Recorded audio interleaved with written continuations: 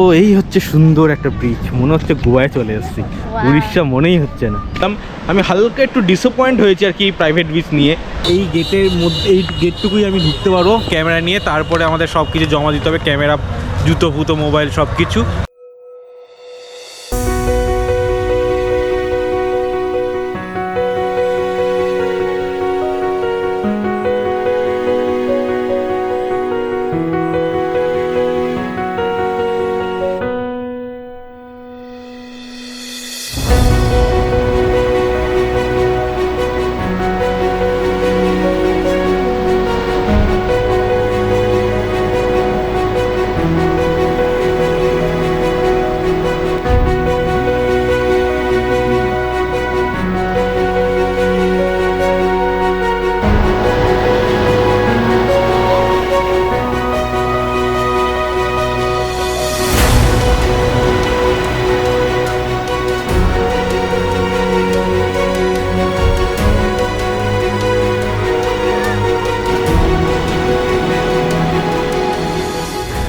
Hello বন্ধুরা, কেমন আছো সবাই? চলে এসেছে একটা নতুন ভিডিও নিয়ে। রয়েছে আমি আজকে পুরীতে, এটা পুরীর দ্বিতীয় দিন।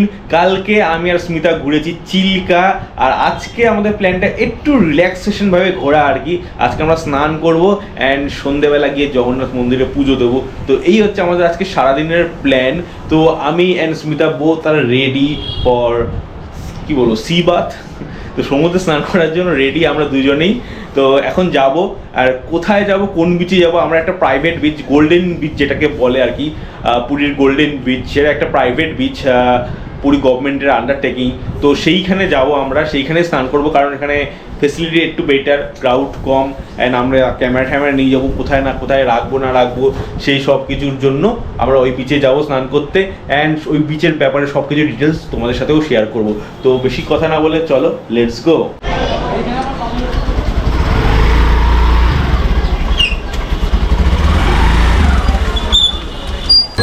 তো স্নান করতে যাওয়ার আগে একটু সেরে নিচ্ছি আমরা ব্রেকফাস্ট। বেসিক্যালি স্মিতা করছে ব্রেকফাস্ট, আমার আজকে ফাস্টিং ডে। সো সোমবার আমি কিছু খাই না, সেজন্য আমি কিছু খাবো না। স্মিতা করছে ব্রেকফাস্ট। এখানে পাওয়া যাচ্ছে পেটাই পরোটা। কেমন পেটাই পরোটা? ভালো। তো আমাদের একদম হোটেলের পাশেই এক জায়গায় করছে পেটাই পরোটা, তার সাথে আরও অনেক কিছু আছে, মালপোয়া ঢালপো অনেক কিছু আছে। তো স্মিতা খাচ্ছে ঘুগনি আর পেটাই পরোটা। অ্যান্ড দেন আমাদের স্কুটি ওই পাশে পার্ক করে রেখেছি। দেন আমরা বেরিয়ে যাব গোল্ডেন বিচের দিকে। তো চলো গিয়ে দেখা হচ্ছে। তো চলে এসছি আবার আমরা স্বর্গদ্বার বিচের কাছে। এখানে সকালবেলা সানরাইজ দেখেছিলাম, সরি। আমাদের এখান থেকে গোল্ডেন বিচ যেখানে যাচ্ছি, অ্যাকচুয়ালি দুটো বিচ রয়েছে। গোল্ডেন বিচ তো অনেকটাই, তার মধ্যে একটা পোর্শন দেখলাম ব্লু ফ্ল্যাগ বিচ রয়েছে। তো মেইনলি যেখানে যাচ্ছি সেটা হচ্ছে ব্লু ফ্ল্যাগ বিচ, গোল্ডেন বিচের একটা অংশ। তো সেটা মোটামুটি অ্যারাউন্ড 2.8 কিলোমিটার দেখাচ্ছে, কারণ যদি স্ট্রেট যাই আরও কম, কিন্তু পুরো স্ট্রেট রাস্তা নেই। আমাদের এই মেরিন ড্রাইভ যেই রাস্তাটা সমুদ্রের পাশ দিয়ে যাচ্ছে, সেটাকে আমাদের একটু ছেড়ে ভেতরে ঢুকে আবার ঘুরে ওই পাশ দিয়ে ঢুকতে হবে। কিন্তু আমরা যেহেতু ব্লু ফ্ল্যাগ বিচে যাবো, সেই জন্য ঘুরে যেতে হবে। তো চলো, লোকেশন তো তোমাদের পেয়েই যাবে, তোমরা গুগল সার্চ করলেও পেয়ে যাবে। এগুলো লোকেশন আমি দিয়ে দেবো ডেসক্রিপশনে। হ্যাঁ, এই তো গোল্ডেন ফ্ল্যাগ পুরী।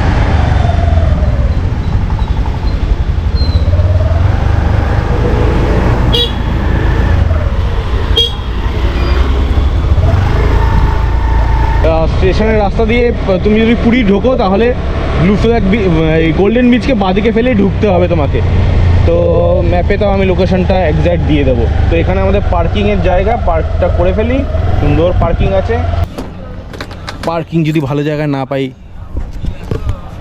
তাহলে একটু সমস্যা হয়ে যায়। আরে বাবা, সেজন্য আমরা একটু সেফ অ্যান্ড সিকিউর খেলছি। তার মধ্যে এইসব ক্যামেরা রয়েছে, এইসব নিয়ে নর্মাল বিচে রেখে তো স্নান করা পসিবল না, তোমরা বুঝতেই পারো।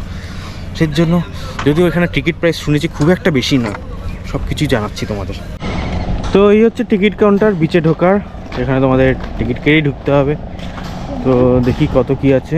ক্যাটাগরি সিঙ্গেল চেয়ার, আমব্রেলা, আচ্ছা rate of ticket single chair 20 এক ঘন্টার জন্য, আমব্রেলা নিলে 50, ইজি চেয়ার নিলে 100, ক্যাম্প চেয়ার নিলে 200। তাহলে এমনি বিচে ঢোকার টিকিট আছে কি? 20 রুপিয়া। ওকে, বিচে ঢোকার জন্য 20 টাকা করে। আচ্ছা, কি আমব্রেলা নেবে?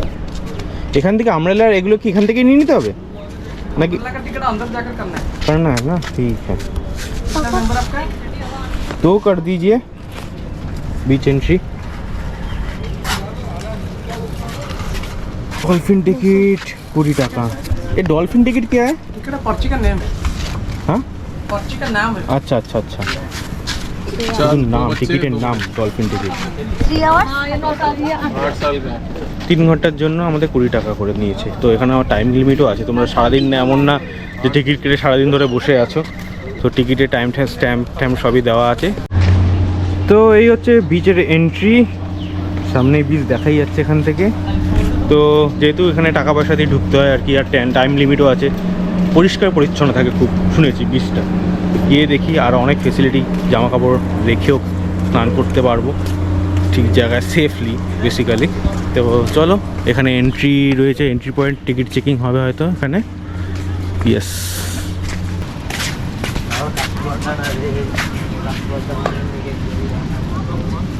এটা কি রাখার দরকার আছে? রেখে দিতে। পার্সে রেখে দেবো। তো টিকিটটাকে আর কি বেরোনোর সময় দেখাতে হবে। আমার মনে হয় 3 ঘন্টার বেশি হয়ে গেলে এক্সট্রা চার্জ করবে ওরা। তো এই হচ্ছে সুন্দর একটা ব্রিজ, মনে হচ্ছে গোয়ায় চলে এসেছি, উড়িষ্যা মনেই হচ্ছে না। দেখো কত লোক কত আগে চলে আসছে। সত্যি কি সুন্দর ব্রিজটা সাজানো, এদিকটা দেখো ফুল টুল দিয়ে সাজানো, আর এখানে কত চেয়ার, এগুলো উইদাউট আমব্রেলা, এগুলো উইথ আমব্রেলা, প্রত্যেকটা আলাদা আলাদা চার্জ তোমরা দেখেই নিয়েছো অলরেডি। অ্যান্ড পুরো ক্লিন বিচ, এখানে সুন্দর সুন্দর ইয়েও রয়েছে এরকম, প্রত্যেকটা টাইম লিমিট রয়েছে, এমন না তোমরা নিয়ে সারাদিন বসে থাকো, প্রত্যেকটা টাইম লিমিট আছে। If you increase the time limit you have to pay. যদিও খুব একটা এক্সপেন্সিভ না, এটাই যা দেখলাম 20 টাকায় 3 ঘন্টা। আমি 6 ঘন্টা থাকলে 40 টাকা কোনো ব্যাপার, এরকম বিচে কাটানোই যায় 6 ঘন্টা। আর এর আমব্রেলাগুলো 50 টাকা করে, ওগুলো একটু এক্সপেন্সিভ আমার মনে হলো। 1 ঘন্টার জন্য 50 টাকা, 100 টাকা, 200 টাকা, 200 টাকা মানে এইগুলো, এই জিনিসগুলো হচ্ছে 200 টাকা করে। দেখতে পাচ্ছ পুরো বিচে ফ্ল্যাগ টানানো, এটা আর কি ওই অবধি মনে এই বিচটার এরিয়া আর কি, ডিফারেন্ট ডিফারেন্ট বিচ, ওদিকে আবার আলাদা জোন, এরকম ফ্ল্যাগ টানানো রয়েছে পুরো বিচে, which is define the boundary of the beach. And বিচে কোনো কিছু লকারের সিস্টেম নেই, যদিও আমি শুনেছিলাম ভেতরে মনে হয় তোমার স্নানের জায়গা রয়েছে, কিন্তু এখানে লকারের সিস্টেম নেই। এখানেও নর্মালি জামা কাপড় সব রেখেই নামতে হবে। তো ওটা একটু ভয় লাগছে, কারণ গোপ্রো রেখে নামা, যেই কারণে আর কি চুজ করা এরকম প্রাইভেট বিচ, কিন্তু সেখানে কোনো আলাদা সিস্টেম নেই লকারের। তো যাই হোক, এখানে রেখে ইয়ে করতে হবে। এমনি ব্রিজটা খুব সুন্দর, পরিষ্কার অ্যান্ড ক্রাউডলেস, খুব কম ক্রাউড। ভেবেছিলাম কম ক্রাউড, কিন্তু দেখে তো কিন্তু কম ক্রাউড মনে হচ্ছে, বেশ ভালোই ক্রাউড রয়েছে। ওটা অন্যান্য ব্রিজের তুলনায় কমই ক্রাউড বলতে গেলে। তো এখানে তো আর কি বসি, এখনও কিছু টাকা পয়সা চায়নি আমাদের কাছে, আমরা আমব্রেলাই নিয়েছি, স্মিতা বসে আছে এখানে, তো আমাদের কাছে কিছু চায়নি, যতক্ষণ না চায় বসে থাকি। তো ছাতার ওখানে জাস্ট কিছুক্ষণ বসেছিলাম অ্যান্ড চলে এসছে লোক টাকা নিতে। তো টাকা দিয়ে আর কি 1 ঘন্টার জন্য বুক করলাম, বিকজ খুব রোদ রয়েছে, এখন মোটামুটি 11:30 মতো বাজে, ভালো রোদ রয়েছে, যদিও বা ঠান্ডা ঠান্ডা হাওয়া আসছে, বাট স্টিল আমি বললাম 1 ঘন্টা বসে নিই, তারপরে নেন আমরা সিট ছেড়ে স্নান করব।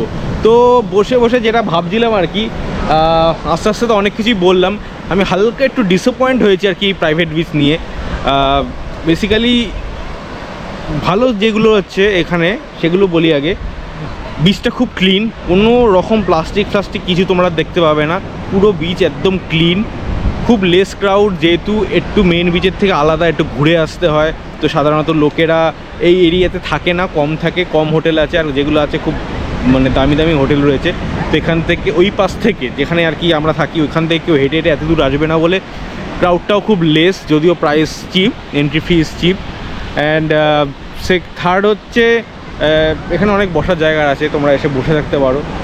অ্যান্ড ফোর্থ আর কি বলবো, এই আর কি ব্যাস। আর এখানে হ্যাঁ, ফোর্থ বলতে গেলে এখানে লাইফ গার্ড রয়েছে এখানে, তো কিছু ইস্যু হলে ওরা ঝাঁপিয়ে পড়বে তোমার হয়ে, তোমার জন্য বেসিক্যালি। তো এই আর কি। অ্যান্ড যেগুলো আমার খারাপ লাগলো, তো এক্সপেক্ট করেছিলাম একটা লকার রুম যেখানে আর কি জিনিসপত্র জামা কাপড় সব রেখে আমরা স্নান করতে নামবো, বাট সেরকম কিছু নেই। অ্যান্ড যে সিটিং ক্যাপাসিটিগুলো রয়েছে সেটাও খুব একটা বেশি না, অ্যান্ড মানে কস্টলি, 1 ঘন্টার জন্য 50 টাকা একটু কস্টলি। তো বিকেলবেলা আসাটা মনে হয় বেস্ট এখানে। অ্যান্ড থার্ড ইজ এখানে তোমাদের একটা সেফটি রোপ রয়েছে, তোমরা যদি দেখতে পারো। তো সেফটির ওপর ওই পারে যাওয়াটা নিষেধ, কিন্তু এই সময় মনে হয় ভাটা চলছে বলে সেফটির ওপর ওখানেই একদম কোমরে কি হাঁটুর সমান জল, তো তোমরা চাইলেও ওর বাইরে যেতে পারবে না। তো ইস কাইন্ডে ব্যালেন্সিং, বাট আমার মেন যেই কারণে আমি আসা যে আমি গোপ্রো কোথায় রেখে স্নান করব, তো সেটা ওই বিচও যে এরকম এই বিচও সেরকম, শুধু একটাই কি এই বিচে লেস ক্রাউড বলে একটু সিকিওর থাকবে, এই আর কি, আর কিছুই না। একটা লকার রুম টাইপের হলে যেখানে টাকা দিয়ে আমি আমার এক্সপেন্সিভ বিলঙ্গিংসগুলো রাখতে পারো, সেরকম হলে বেটার হতো, এই আর কি, আর কিছুই না। তো তোমরা চাইলে আসতে পারো, নাও আসতে পারো, নাথিং। এখানে বাইরে চেঞ্জিং রুম রয়েছে, একটা প্লাস পয়েন্টের মধ্যে একটা চেঞ্জিং রুম রয়েছে, এখানে তোমরা স্নান করে বাইরে গিয়ে চেঞ্জও করে নিতে পারো, এইটা একটা সুবিধাজনক। বাট এই আর কি, তো সব কিছু ডিটেলসে বলে দিলাম কোনটা কী কী ভালো লেগেছে, কী কী বাজে লেগেছে আমার। তো আমরা আর কিছুক্ষণ পর বসে নিয়ে তারপরে নামবো স্নান করতে। ততক্ষণ আর কি যেমন এখানে সবাই রেখেছে আর কি ব্যাগ ট্যাগগুলো, এরকমভাবেই রাখবো আর কি আমরাও। শুধু খেয়াল রাখতে হবে দূরের থেকে যাতে সেফ থাকে। থেকে বেস্ট হতো যদি একটা ওয়াটারপ্রুফ কেস থাকতো, তাহলে কোনো চিন্তাই ছিল না, গোপ্রো নিয়ে নামা যেত। কিন্তু কী আর করা যাবে, এবার দেখছি নেক্সট টাইম কোনো সমুদ্রে প্ল্যান করলে একটা ওয়াটারপ্রুফ কেস কিনে নিতে হবে, আদারওয়াইজ নেমে ভিডিও করা যাবে না। যদিও বা সমুদ্রে ভিডিও করা মানে যদিও বা উইদাউট কেস গোপ্রো একটা লিমিট পর্যন্ত ডোবানো যায়, অ্যারাউন্ড 30 মিটার মতো, বাট দ্য ইস্যু ইজ সমুদ্রের জলে ডোবানোটা খুব রিস্কি, বিকজ প্রত্যেকটা ঢেউতে প্রচুর পরিমাণে বালি আসে, অ্যান্ড বালি যদি একবার স্পিকার দিয়ে ঢুকে যায় তাহলে বুঝতেই পারছো কী অবস্থা হতে পারে, ভেতর দিয়ে কোনো দিন বেরোবে না, অ্যান্ড পুরো জিনিসটাকে নষ্ট করে দিতে পারে। তো এর জন্য ওয়াটারপ্রুফ কেস জরুরি। যদিও ওয়াটারপ্রুফ কেস দিয়ে তোমরা কোনো ভয়েস রেকর্ড করতে পারবে না, ওটা just normal for video, that's okay. তো এই আর কি, আর কিছুই না। তো আটটু পরে চলো, ওখানে বাঁশি বাজাচ্ছে কেন, কেউ মনে হয় ওই পাশে বাঁশি বাজাচ্ছে, কেউ লাইনের বাইরে চলে গেছে, ওই দড়ির বাইরে চলে গেছে বলে বাঁশি বাজাচ্ছে। এখানে আবার স্ট্রিক্ট রুল, তো এত কিছু মেনে চলা যায় না, কিন্তু কিছু করার নেই, এদের এখানে স্নান করতে গেলে এগুলো মানতেই হবে, আদারওয়াইজ নর্মালি বিচে যাও, সেখানে স্নান করো। তো চলো, স্মিতা বসে আছে ওখানে, আমিও একটু বসি, কারণ টাকা দিয়েছি যখন উসুল তো করতেই হবে, বসতে তো হবেই, বাড়িতে বসি না বসি এখানে বসতেই হবে, কারণ টাকা দিয়েছি। Due to the security issue আমি আমার গোপ্রোটাকে আমাদের স্কুটির ডিকিতেই রেখে আসলাম, অ্যালং উইথ আদার বিলঙ্গিংস। তো একটাই ব্যাগ রাখলাম যেখানে কিনা আমাদের জামা কাপড় রয়েছে, যেটা কিনা আমরা স্নানের পর চেঞ্জ করব। তো ফোনটা রাখলাম ভিডিও করার জন্য। তো চলো, আপাতত ফোন দিয়েই রেকর্ড হবে, and sorry for the picture quality, একটু হয়তো খারাপ হয়ে যেতে পারে অ্যান্ড শেকি হতে পারে, বিকজ হাতে নিয়ে ভিডিও করতে হচ্ছে, তো I am sorry for that. তো চলো, আমাদের এখন স্নানের করার পালা, সমুদ্রে নামা যাক।